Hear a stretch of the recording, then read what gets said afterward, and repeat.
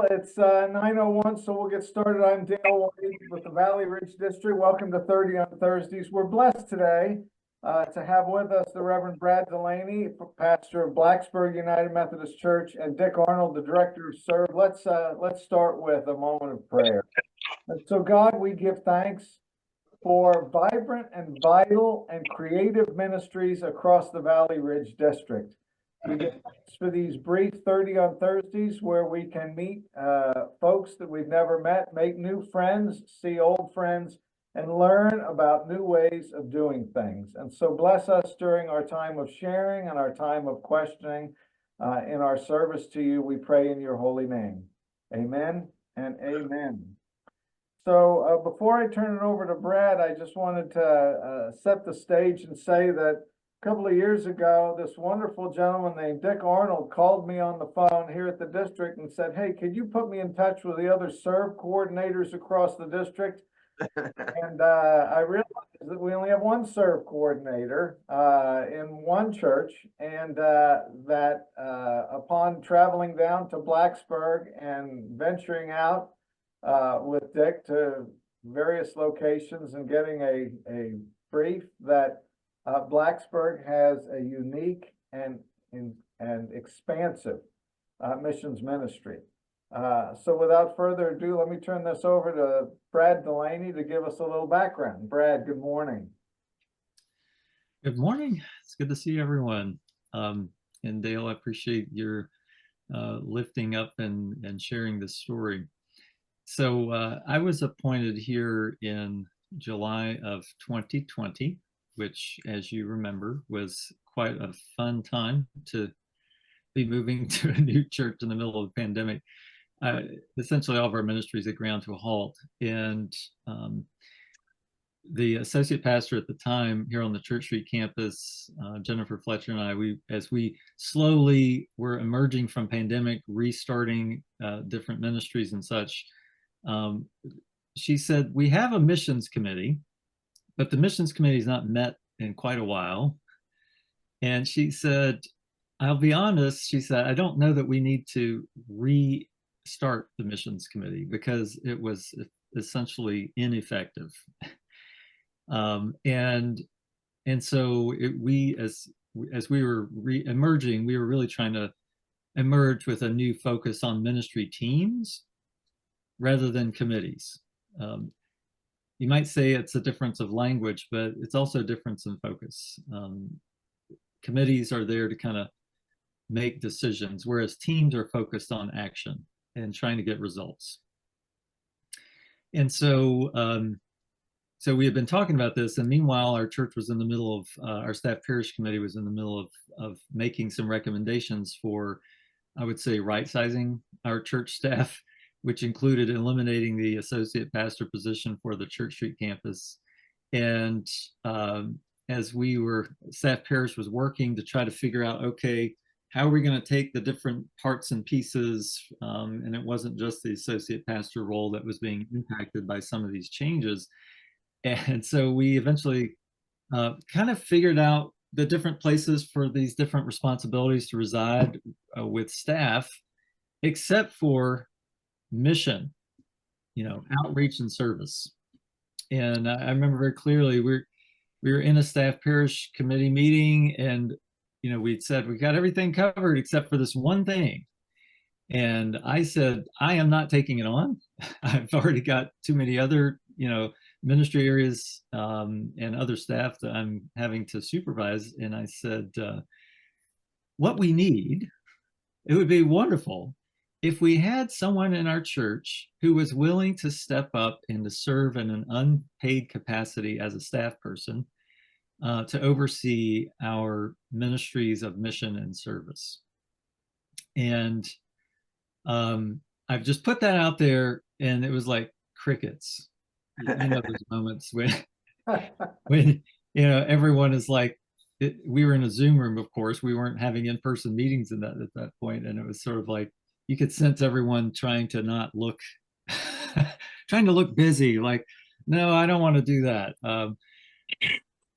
2 days later, I got a phone call from Dick, who at the time was serving on staff parish, and he said, I want to talk to you about what you said because I think it may be something I'm interested in.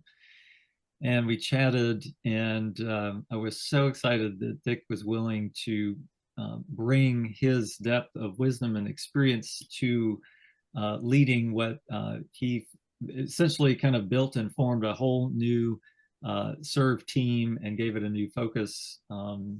So I'm deeply grateful for Dick and all of his work. So I think I'll stop there and let Dale kind of pick it up from here. Well, Brad, thanks for that background. It's good. It's good to know it's worked. And I'll tell you, when I went and visited, Dick was not only gave a comprehensive brief, but I had to jump in my car and race through Blacksburg so that he could show me various missions locations that you all have, really taking the go out of the biblical mandate rather than waiting for people to come. So Dick, good morning. Good morning. Can you, what Brad didn't say was I had recently lost my wife. And I had also been a consultant to Global Ministries. So missions was a passion of mine, but the timing wasn't right until at that moment. I don't recommend that is a selection process, but it just was my status of life at the time. I spent the first few months just learning about everything that Blacksburg was involved in, which is over 30 different things. And I decided that I was going to have a team. And I put a lot of prayer into who would be on that team. There's 7 more besides myself. And I organized all these 30 plus things into 3 categories. And I based it on Jesus' last Acts 1:8, in which he told his disciples as he ascended to heaven that they were going to receive the power of the Holy Spirit. When it comes on you, be my witnesses in Jerusalem, Judea, Samaria, and the ends of the earth. So I organized our projects based on that. Jerusalem to us is Blacksburg and the surrounding communities and what make up the New River Valley. And we have about over 20 activities in that area. Judea and Samaria is activities in Virginia or other parts of the United States. And we have just a couple there. And then we are very active internationally also. And that's what I call the ends of the earth is international work. And we have 6 ministries there. As I said, I formed a ministry team. We don't meet a lot. We have a purpose statement. We have assignments. One of the gentlemen on the committee agreed to be the assistant, especially last fall when I got sick and we didn't know what was going to happen. And I have a person on the committee who's a communications person, and I'll get into that in a minute. And then each person on the task on the team takes on a task that they are to not manage, but just sort of check in with 3, 4, 5 of the different ministries that we have. And then we decided that communications is very, very important. I felt like many people in the congregation maybe knew a few things that were going on, but they didn't know everything. And so I issue a monthly report summarizing the latest activities. And these people give me the thoughts about what's going on in these different places. And that's, I think I send that to about 90 people in the congregation, and it's also featured in our electronic newsletter. So people can click on it and see it for themselves. Another point, a very, very important thing is Brad, every worship service highlights one of the mission activities so that people get a real feel. He does it just before we take up the collection, by the way. And I think that's very important. We have a brochure, we have a web page, a section of the web page. Brad and I meet once a month just to see what's going on, compare notes and such. And so far, at least, we've had one mission Sunday in which we have different people speak from their hearts about their involvement. And so communications, I think, is very important.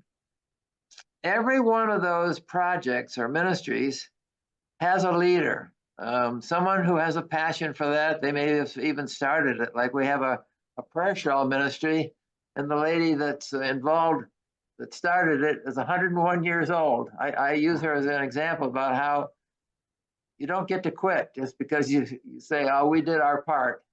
No, you don't get to quit. So we also offer hands-on kinds of activities, or where it's easy, entry-level kinds of things, you know, simple volunteer jobs. But the hands-on one I want to give as an example is twice now we've had something called Rise Against Hunger, where we have a couple hours on a Saturday morning in February, and we have a big trailer, it pulls up to the back, unloads a bunch of materials for us to assemble 15,000 small packages that then go overseas to feed school children for a year. And this year we did 15,000 of them in a couple hours. And we had high school kids, we had college kids, we had young families, we had people as old as me there, and we just had a good time. That kind of thing. So we're looking to do more of that kind of thing. A few examples of things that we've done. I showed Dale, we have in town, there's a trailer park, and we rent one of the trailers, and we call it Fun, it's number 143, so we call it Fun 143, and we mentor or tutor the children there after school a couple times a week, and the older kids, the Wesley students from Virginia Tech, do the same thing with.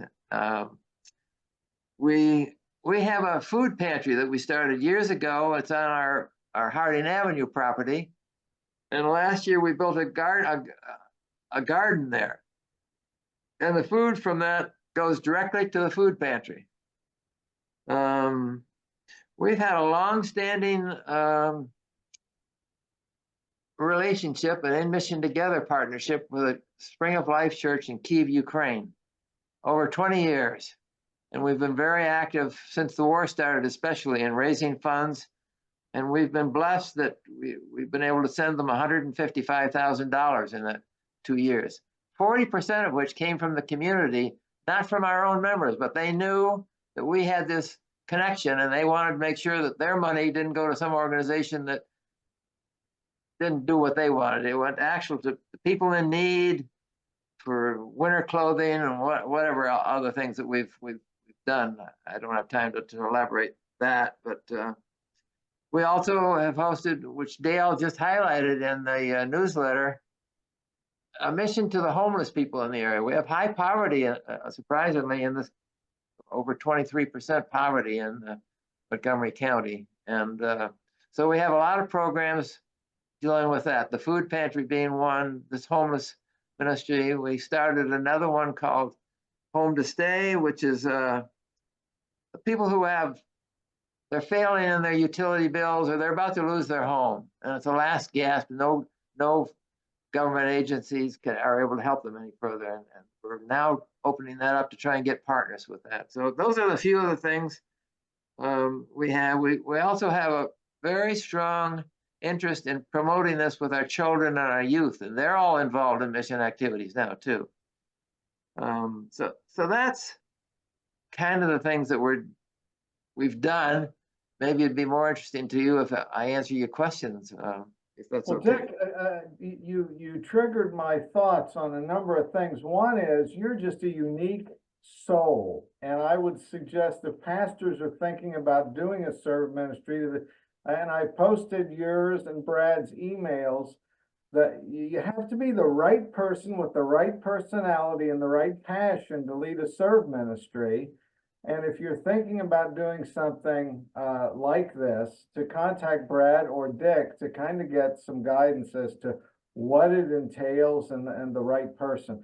But you said something that I've discovered, Dick, and that is you're getting young people involved. I have a son who's in his late 20s, grew up as a Methodist pastor's son, involved in missions. He's now living in Reno, and I asked him, have you started going to a Methodist church? And he said, Dad, I'll go back when I find one that's doing missions. Yes.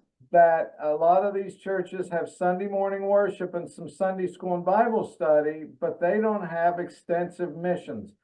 And I'm hearing that from people in that generation. They want to make a difference. They want to be involved, and you're providing the opportunities.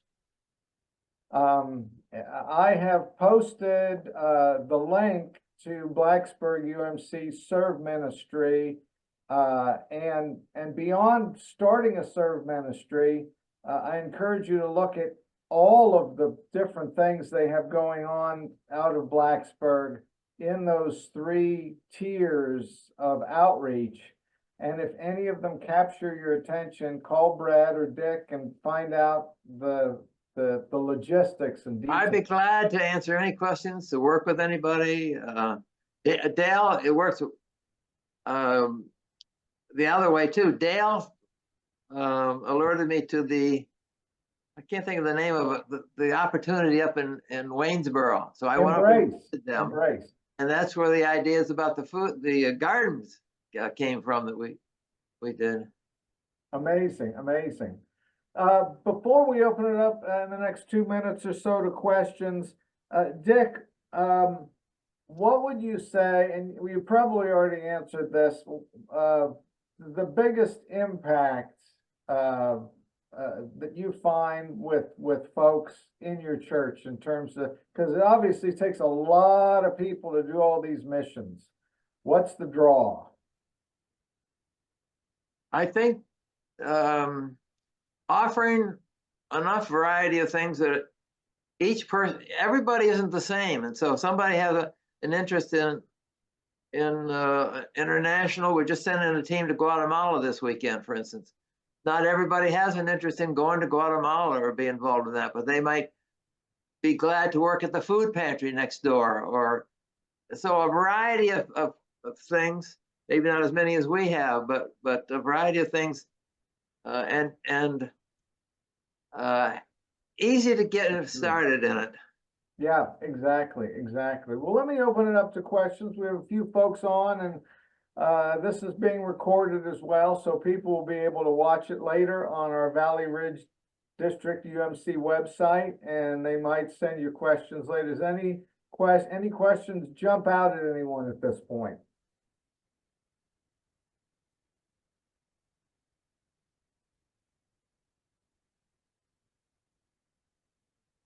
Well, as you're chewing on that, the other thing that's really struck me in the last 3 years working at the district is that the church in biblical times, and even in our early Methodist and Wesleyan roots, was mission centric. I mean, John Wesley was out and about caring for people, and I think over time, we just developed a worship-centric model that defines our success by how many people we have in the pews. And what we're discovering is that society is shifting.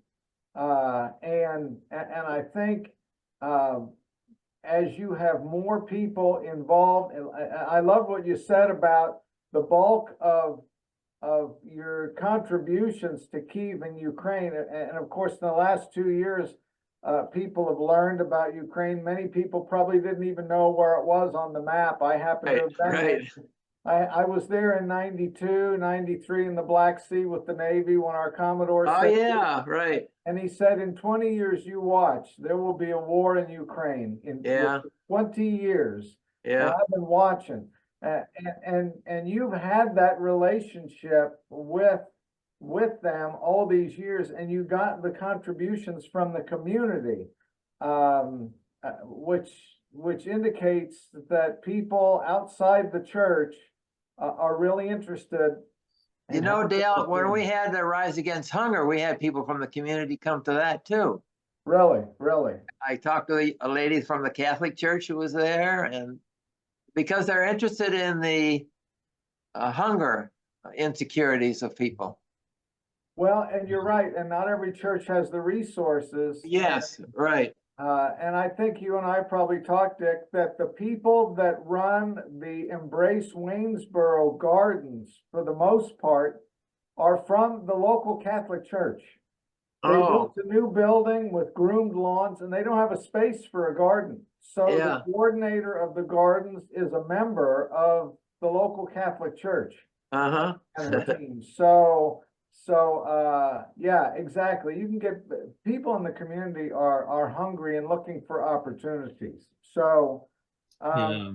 And I would just add one of the things that Dick does beautifully. Like I had a student just last week who came to meet with me. She said, I'm here through the summer doing an internship, and I'm new to the church. I've been worshiping here, and I'm interested in engaging. And I thought, my automatic thought was, okay, well, let's find a small group that we can help you connect with. But she wanted to serve.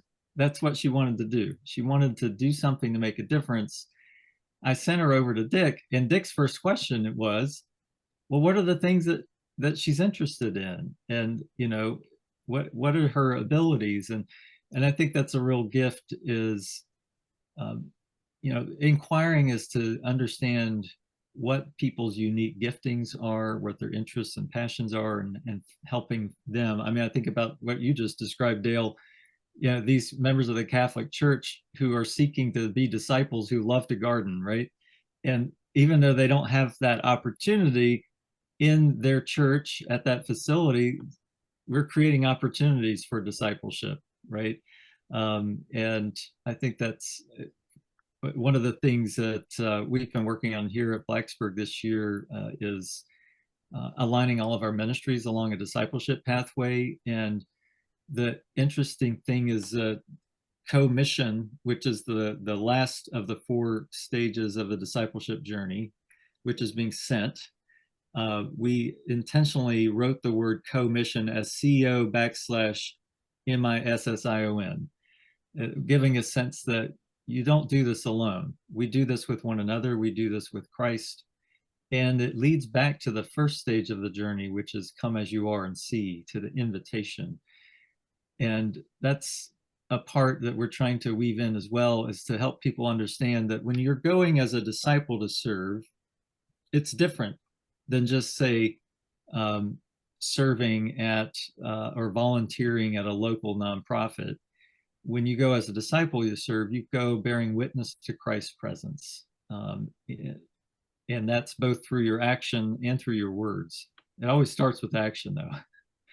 So that's too something we're seeking to weave into the serve ministries, this sense that as we're serving in the community, we're also inviting others into the journey of discipleship. That is so critical, and it shows that you thought through this as faithful disciples in a very strategic way. I think sometimes pastors and churches fall on their swords. There's my Marine language kicking in, but because we have particular needs in the church, and so we'll ask people to volunteer to fulfill our needs, even if it's not a good fit. And to Yes. discern, Dick, hey, what is, and I'm guessing some of the ministries in your 3 tiers have started because someone had a passion. Exactly. You're exactly right. Yeah, yeah. And so they went with their strengths, and then that ministry expanded and grew. And this is really a fresh expressions theory, that then you move from listen and love to making disciples and weaving in the discipleship journey. It's brilliant. It's brilliant. This is exciting. I wish we could go on for another hour, but we have we keep this at 30 minutes. Well, let me just share that I've posted in the chat the link to the Serve website. It's comprehensive. Look at it. I've also posted Dick Arnold and Brad Dulaney's emails. So if you have further questions for them, you can reach out to them and follow up. We will meet again on the 6th of June. And the 6th of June, Tom Rose, and there I've just posted it, Tom Rose and Lester Kennedy will talk about a new fresh expression on the district. It's Biker Church on the Mountain. And then we have some other 30 on Thursdays coming up after annual conference in July and August. Brad, Dick, thanks so much for taking your time. Thanks for the ministry that you guys do down there. It's phenomenal.